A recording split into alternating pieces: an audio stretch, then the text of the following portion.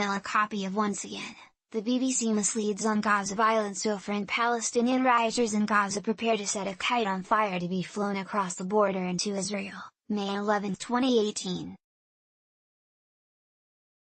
Photo, Reuters, Ibrahim Abu Mustafa.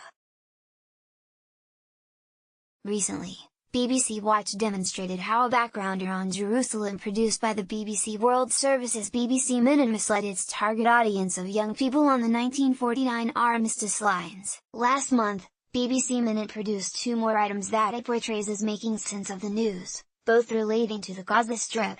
In those two items, still available online, a BBC Arabic journalist once again misled audiences with inaccurate information and context-free presentation. The first item is titled BBC Minute, on Gaza clashes and was published on May 16. It begins, Gaza witnessed what's described as the deadliest day of violence since 2014. Some 58 Palestinians were killed, and Palestinian officials say around 2,700 were wounded during clashes with Israeli troops. It comes amid weeks of rising tension. We hear from the BBC's Nida Ibrahim, who is in Gaza. In the segment, BBC audiences around the world then heard the following: Ibrahim, I'm Nida Ibrahim from BBC Arabic reporting from Gaza. Presenter, this is BBC Minute on Gaza. For the last few weeks, Palestinians have been protesting at Gaza's border with Israel. It's seen some of the deadliest clashes since the 2014 war. Ibrahim, we're talking about 60 people who were shot dead and 2,000 people who were injured.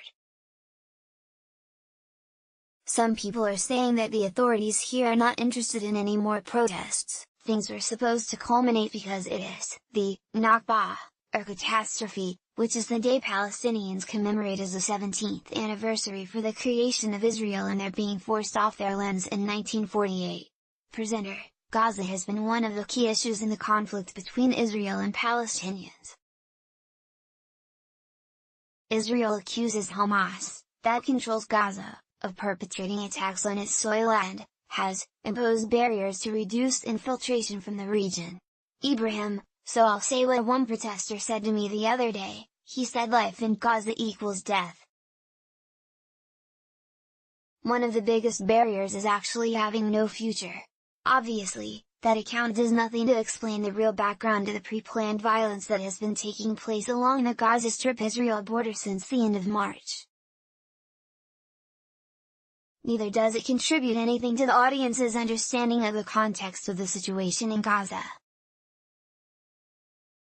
But in that one-minute item, Nida Ibrahim did find the time to misinform the BBC's young audiences by inaccurately claiming that the sole reason Palestinians left their homes was because they were forced off their lands.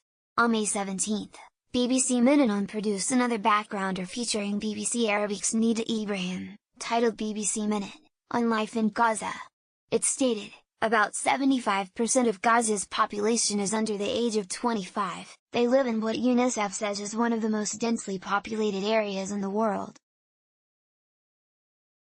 Israel says a boundary is needed for national security, and that the violence there is a result of them defending its sovereignty and citizens. BBC's Nida Ibrahim is in Gaza and speaks to us about what life is like for young people there. BBC audiences first hear a recycled version of the story that closed the previous edition. Presenter, Nida Ibrahim has been speaking to us about the deadly protests in the Hamas-controlled Palestinian territory. Here's what one protester told her.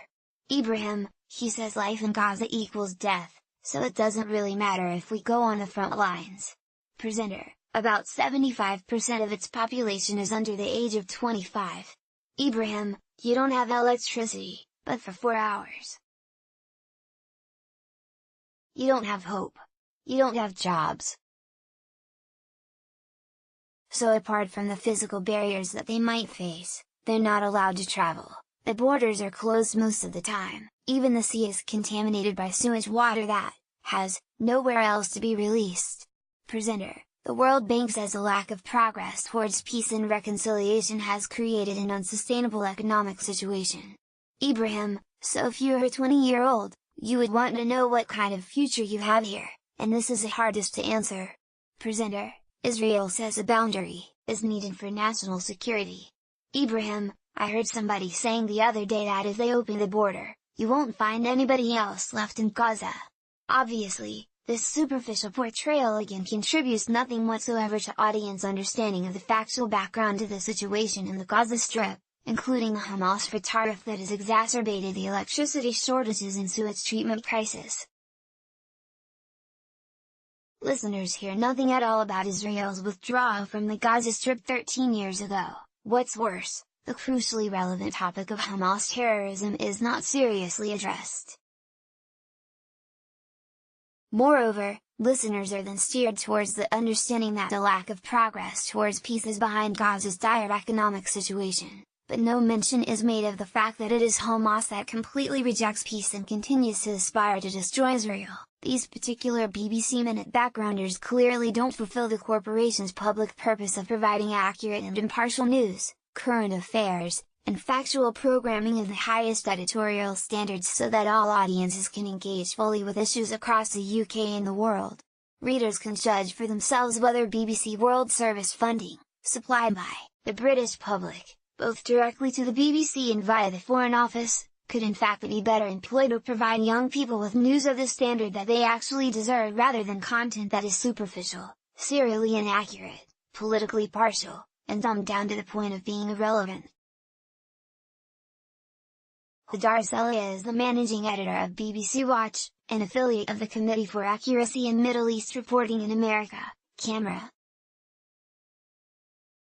Her work has appeared in The Propagandist, Harry's Place, The Commentator, and The Mirror Journal among others. This article was originally published by BBC Watch. The opinions presented by Al Jamaner bloggers are solely theirs and do not represent those of the Al Jamaner, its publishers or editors. If you would like to share your views with blog posts on the Al Jamaner, please be in touch through our contact page.